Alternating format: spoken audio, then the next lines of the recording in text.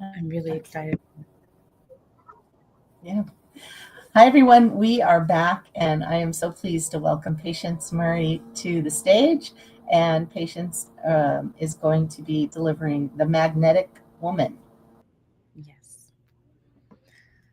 Thank you so much. And I want to start with a little poem, and it's actually called A Magnetic Woman. A magnetic woman, beautiful and free, gorgeous and glamorous. She sparkles, she gleams.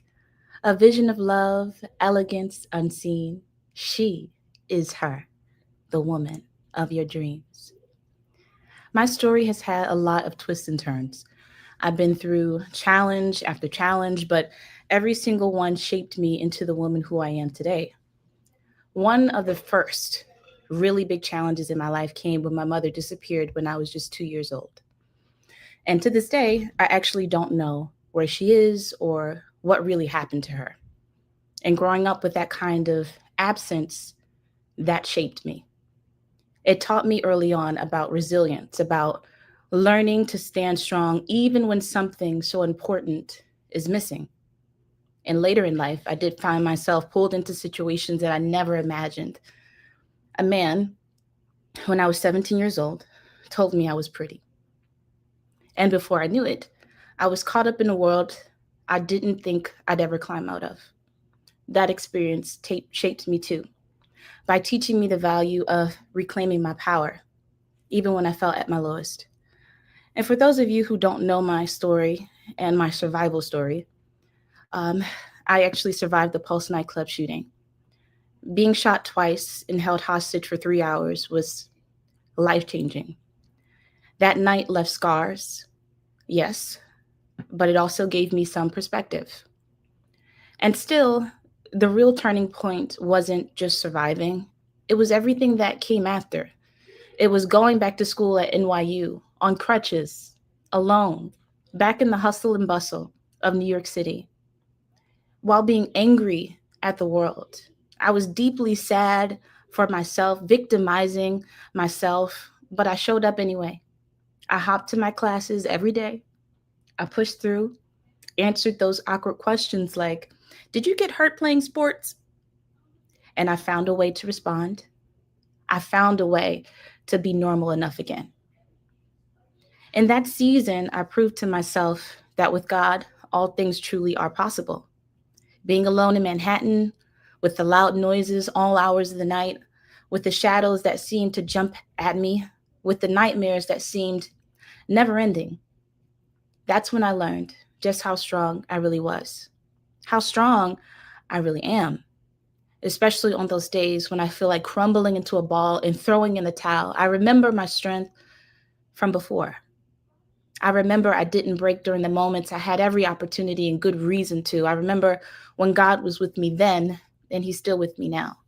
But the truth, and here's the truth, the healing, the blessings, the good things, the transformation didn't start flowing until I actually did the work on myself, the work of waking up early to spend quiet time with God, journaling at least 3 pages every day, reading my devotional like a prescription, and speaking affirmations and absorbing them through my headphones day in and day out until my mind actually believed what my eyes couldn't see.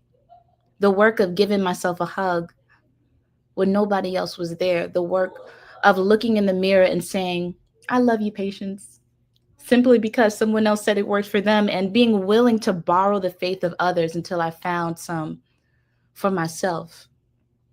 The work of paying attention to the little signs and synchronicities that reminded me, that deeply confirmed for me at a soul level that God never left. The sacrifice of choosing personal development over distractions, the practice of visualizing the life I wanted, making vision board after vision board, physical ones and digital ones, until I saw in my mind something that felt real. Even if it was separate from my reality, the commitment to moving my body while the world was still sleeping. And little by little, things got better. It was community, prayer warriors, people speaking life into me, interceding on my behalf that helped, that healed. Now, whenever I get the chance to speak or write a book or share a song, I remind myself, don't just share the motivation, share the work. Be real about how messy it gets so others don't walk away thinking they're broken, that it's something wrong with them because it didn't work the first time or the second time or the third time. Because you're not broken. You're just human like me. And that's why I create songs to minister to hearts and remind people that they're not alone. That's why I built platforms to give people a space to share their truth too. And that's why I share vulnerably on social media. And I don't just give the highlight reel. I share when things aren't going well, because someone out there needs to know that they can and will keep going, because that's where healing really begins. And through all of that, I realized something really powerful and really important. I wasn't just surviving, I was becoming magnetic. See, a magnetic woman doesn't just chase blessings, she attracts them. Her healing magnetizes them towards her. She doesn't just beg for opportunities, she aligns with them. She doesn't just survive, she heals, she grows, she shines. And that light attracts everything that she needs. And my story started with loss, it started with pain, it started with abandonment, with moments that should have definitely broken me, but instead of breaking, I became stronger. I became wiser. I became that magnetic woman I've always wanted to be. And that's what I want for you, because a magnetic woman, she doesn't force. She believes and she receives. She trusts, and then it comes. So if you take nothing else from me today, remember that your challenges don't disqualify you, they prepare you. Your scars don't deface you, they make you unforgettable. And I want to apply this to some actionable and some stories from women in the world. So not just from my story, but talking about some other magnetic women. And as you know, and you probably feel this in your heart of hearts, but every chapter of your life, every moment that you've gone through, every experience of pain, it's all shaped you to be this woman that you are today. And the death of those wounds, it adds to the power of your magnetism in the world. And I want you to believe that. So no matter how much you've been through, no matter how broken, no matter what you look like, no matter where you've come from, what status you think you are, you have the power, truly, to become the most magnetic woman in any room.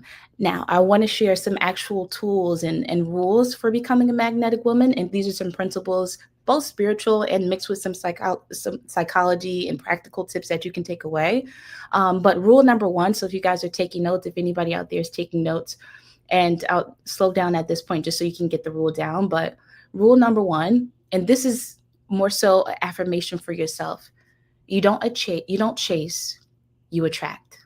Rule number one, you don't chase, you attract. Years ago, there was a young woman who dreamed of being on television. She was told she didn't look right, too heavy, not the typical standard of beauty. Instead of shrinking, she studied, she prepared, and mastered her craft. She became so good, they had to come to her. Today, she's one of the most influential women in media history. She once said, "You become what you believe, not what you wish for." And that woman is Oprah Winfrey. And the lesson from that is magnetic women don't chase opportunities, they become the opportunity. And to give you some science behind that, according to a 2011 study from the University of Wisconsin, people who demonstrate self-efficacy, a deep belief in their ability to create outcomes, naturally attract more opportunities because others subconsciously trust their leadership and confidence. And this isn't just science. You have like actual scriptures and biblical, supporting evidence for this too. And if you guys are familiar with Proverbs 23:7, as a man thinketh in his heart, so is he. And so is she. But the key takeaway from this point is train your belief before you chase your goals. Train your belief before you chase your goals. Your mindset creates the field that your blessings move in. And blessings are always moving, right? So, and this brings me to rule number 2. So if we've already gotten rule number 1 down, which was you don't chase, you attract, for those of you who are taking notes. Next is rule number 2, focus on your alignment, not association. And some a lot of times we're so focused on the external validation from others and we need some sort of approval. But I want you to take a lesson from this woman. She was once a little girl who stopped speaking after being sexually abused at the age of 7. And for nearly 5 years, she went silent, not because she didn't have something to say, but because she believed her voice had caused harm. And during that silence, she discovered something extremely powerful: the ability to listen, to observe, to feel deeply. And as a child, she faced cruelty, teased for her appearance, for being poor, for being Black in a time when the world tried to make her feel small. But she didn't let her scars make her bitter. She didn't let anything, not racism, not rejection, harden her heart. Instead, she alchemized her pain into poetry, her silence into song, her scars into scripture for the soul. Years later, those same words, the ones born from trauma, would touch the world. And she once said, I've learned that people will forget what you said. People will forget what you did, but they will never forget how you made them feel. And that woman was Dr. Maya Angelou. Now, the lesson to take away from this is magnetic women don't let their scars silence them. They use them as sound. They understand that healing doesn't make you who you were before. It makes you someone stronger, wiser, deeply more compassionate. And the science. Psychologists calls this post-traumatic growth, the process where individuals not only recover from adversity, but actually grow stronger because of it. So if you feel like anything that you've gone through has broken you, that's just a reframing opportunity waiting to happen. It's actually giving you deeper empathy, increased gratitude.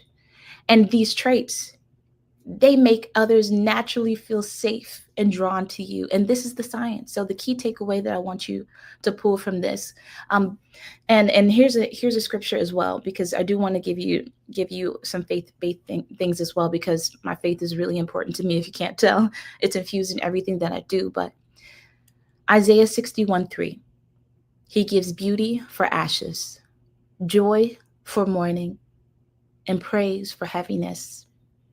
So don't hide your scars, honor them. They're not proof of what broke you. They're evidence of what built you. And when you stay aligned with who God says you are, no cruelty, no rejection or label can block your calling. So this brings me to rule number 3. You build a brand, not just a moment. You build a brand, not just a moment. There was a young girl in a singing group who rarely got the lead parts.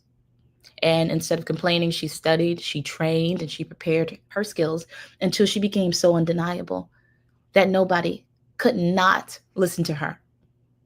And when the spotlight finally came, she didn't just perform, she dominated. And that woman was Beyonce. The lesson from this is preparation builds magnetism. And when you're ready, the opportunities chase you down. And this is something that I really just want to just rest here a little bit, because a lot of times when we are feeling like we're not operating in our power, or we feel like we're in need of and we want so badly, or some of us, we may be triggered by people who are doing well. Some of us may be triggered by the people who seemingly get the opportunities that we feel like should have came our way. But let me tell you, in those moments when you feel like that, just prepare more. You're signaling to God, you're signaling to the universe that you believe that it's already yours by the work that you put in. So when you aren't around anybody, and you're writing your daily journal, or if you're an artist, you're painting. And even though no one may be seeing what you're doing, it's building. It's building that momentum within yourself. So when you do get your opportunity, you are 100% ready for it. And research from Stanford University actually shows that preparation reduces performance anxiety. It increases flow state, the zone where confidence and creativity meet. So by you staying in preparation, when you do get your opportunity, you're not going to be afraid. And you're going to be able to be 100% present in that moment. And you know what's going to happen when you're 100% present in that moment? You become magnetic. All eyes on you. And there's nothing that can absolutely stop you or break your confidence, because you are in the zone, that flow state. And this is actually backed by scripture as well. Proverbs 13:4, it says, the diligent shall prosper. And that's very straightforward and very clear. So if you remain diligent, you keep a good attitude, you keep doing the work, build systems, not spurts. And I had to learn this myself, of even on my journey of finding my consistency within myself. And consistency looks different for everybody. But there's one thing that's true, is no matter what you do on the outside, whether you're actually expressing the things that you're doing, nothing replaces the work in private. So build systems, not spurts. Practice behind the scenes until your excellence speaks for you. And that actually brings me to rule number 4. Lead with service and vision. Lead with service and vision. When you look at your dream, your vision, what you were placed here to do, that calling that you know deep into your heart is the thing that you were actually sent to earth to do. Because every time you do that thing, it brings you joy. It not only brings you joy, but you love the way that it impacts other people when you're doing the thing that you know you're supposed to be doing. And you all know that thing, whatever that thing is for you, because it's the way it impacts other people that gives you the signal that you're operating in your purpose. So when you look at that thing that you do, look at it from a perspective of service, and have some intentionality with the vision that you apply to it. So, and here's another story for you. So there was actually a woman who started her business in a male-dominated industry with no connections, and she only had $5,000 in savings. And she didn't climb the ladder by stepping on others, Instead, she lifted others as she rose, and her generosity became her strategy. And that woman was Sara Blakely, the founder of Spanx. What's the lesson from this? Service multiplies success. And this is actually science to back this up. So Harvard Business Review research actually found that leaders who serve others, known as servant leaders, and I'm sure you guys are all familiar with this terminology, but it actually increases employee loyalty. And it creates this exponential business growth, because generosity builds trust. And that's the foundation of influence. And it seems so, standard, right? You think that would be the baseline, but actually a lot of people struggle with this. But for you, this is a simple reframe, a simple shift that could make the entire difference for you. And just to back this up with some scripture as well, whoever wants to become great among you must be your servant. And that's coming from Matthew 20:26. So be a giver.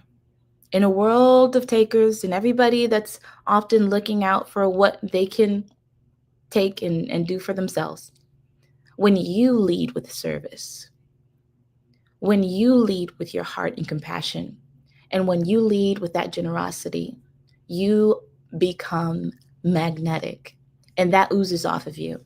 And that brings me to rule number 5. Move with patient productivity. Rule number 5, move with patient productivity. There is a woman who spent 6 years working on her first album, 6 years of silence, study, refinement. And when it finally dropped, it won 5 Grammys. And she was the same woman who said, "Don't be a hard rock when you are really a gem." That woman, Lauryn Hill. And I love this not just because it references my name, Patience, and of course, that really makes me feel special, but patience is magnetic because it builds power. Who are you when nobody is watching? Who are you when nothing is seeming to work, or nothing is seeming to get you the results that you want? That patience is building character, but it's also building a reserve of power that you can pull on, that pulls on the things in the world that are going to draw to you. And studies from the University of Chicago actually show that delayed gratification leads to greater long-term success because it strengthens the brain's prefrontal cortex, the center of decision making and discipline. So, to back this up with some scripture, let perseverance finish its work so that you may be mature and complete. And that's James 1:4. So don't rush your process. Your process is yours. And true magnetism is born in preparation, not performance. Because when you are prepared, when you are truly prepared, when you've done the work, when you've been patient, when you've kept that great attitude, when you've led with your heart, when you've led with service, how you show up in the world is going to be a reflection of that. So you don't have to perform. Just be you. And this brings me to rule number 6. And if you haven't felt how important being prepared is and actually doing the work in silent, and how that connects to being a magnetic woman out in the world, rule number 6 is you stay prepared. So it's one thing to get prepared, but you have to stay prepared. And I'm not sure if you ladies ever heard of that saying, like, you stay ready so you don't have to get ready, that kind of thing, right? Being prepared doesn't just position you, it magnetizes you. And when you're ready, you vibrate at the frequency of what you desire. And just to give it some science, quantum physics and neuroscience both point to a principle called reticular activation, the brain's natural filter that notices and attracts what aligns with your current focus. And when you prepare and plan, your brain actually starts noticing opportunities that match your energy and attention. And just to give some scripture with this, be dressed ready for service and keep your lamps burning. Luke 12:35. Now, the key takeaway from this is preparedness isn't about perfection. It's about readiness, being ready for the things that you are putting on your vision board, ready for the things that you are journaling about. And if you really truly believed in your heart of hearts that what you want is already yours, how would you show up in the world? How would you wake up and start each day? How would you greet your kids in the morning? How would you talk to your husband? How would you hug your dog? Any type of way that you show up in the world, if you truly believe that everything that you want is yours, that way that you show up in the world magnetizes you to the thing, and what you actually want starts running towards you. So, in closing, and this is more scripture, y'all, but it's not just scripture, it's law. Ask and you will receive. But I do believe that in the ask, you're already in that level of belief through your actions of what you do each day, especially when nobody's watching, especially in those moments when it's difficult and it's hard, especially when you may be dealing with some post-traumatic issues, especially when it feels so difficult and you feel broken. But if Oprah could do it, if Maya could do it, if Beyonce could do it, if Sarah could do it, if Lauren could do it, so can we. So can you. And your magnetism is already on the inside of you. All you have to do is decide to activate it through your faith, through your focus, through your discipline, through preparation, right? Prepare. Stay ready. Staying ready magnetizes you. And before you know it, that thing that you're praying about, that thing that you're wishing for, dreaming for, and maybe it's been a decade, Or maybe it's been the first week since you decided to believe in this way. Once you align your actions with your intention, with your vision, you become absolutely unforgettable and magnetic. So I hope that you ladies have received this in some way, and I hope that it was beneficial for you. And remember, you are magnetic. Thank you.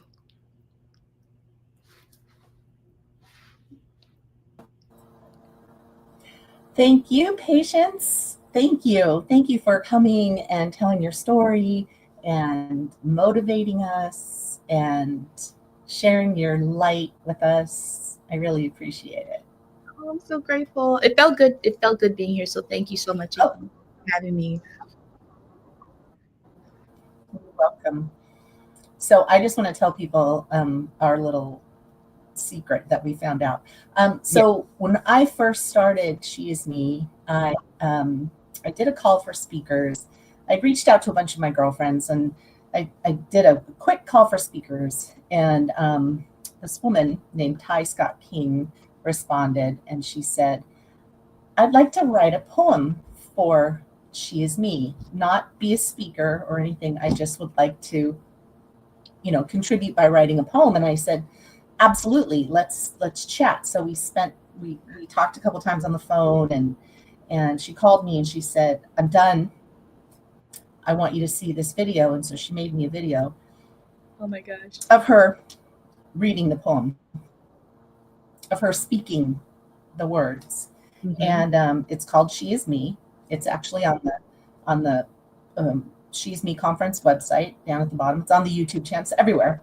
But when I saw it, I called her right back, and I was in tears because everything that we talked about, everything that I had envisioned for She Is Me, she captured in this poem that she wrote, and in how she expressed it. And when you see her face and you see how, just everything she's doing, it's absolutely amazing. Yeah. I owe her such a debt of gratitude. She is such a special person. And I've been just sort of on top of her career, watching every moment and voting for her every time she gets nominated for something. Excuse me. She's been nominated for Grammys. She's for spoken word. She's such a beautiful, amazing person. I love her with my whole heart. And Patience had applied this year for the conference, and I thought it was important that we hear her story about Pulse and what she went through. And just the other day, Patience sent me an email saying, "Oh, I have some press coming out. I have some things that I'm doing that is amazing, and I'm partnering with Ty Scott King." And I said, "Is that the same Ty Scott? Like, who else is named Ty Scott King?" Anyway, Patience and I are friends. Ty and I are friends. I had no idea Patience had this connection with Ty, but now we are connected, and Yes. it's amazing. It's actually amazing, and I'm so excited. I'm so excited, and we just talked about this prior to you coming on live. Is now that you and Ty are in the same place, and we are doing a lot of live in-person events next year, that we should do something in Florida. You're in North Florida, yeah. Yes. So we'll do something in North Florida in person with Patience, with Ty. We'll have some performances. We'll have some speakers. We'll have some workshops. Yeah, I'm very, very excited about the whole thing. So I can't wait. Me too. I'm excited. Thank you. Oh God. Thank you, Lisa. Thank you so much. And I can't wait to tell Ty all about this experience today. Oh, tell her I send her my love and give her a big hug for me. And Okay. and that I'll see her soon because I will be there, and we are going to do something this year coming up. So Absolutely. yes, I know. Yes. I'm so excited. Thank you so much. Thank you for being so brave and coming here to tell your story. I know it can be easy, but you're such an inspiration, and I just want to thank you for being with us. Thank you. I receive that in my heart of hearts, and you are phenomenal. Thank you for creating this space for all of us to be here and share our stories. So you are an inspiration. Mwah. Okay, we'll see you soon. All right, see you guys. Bye.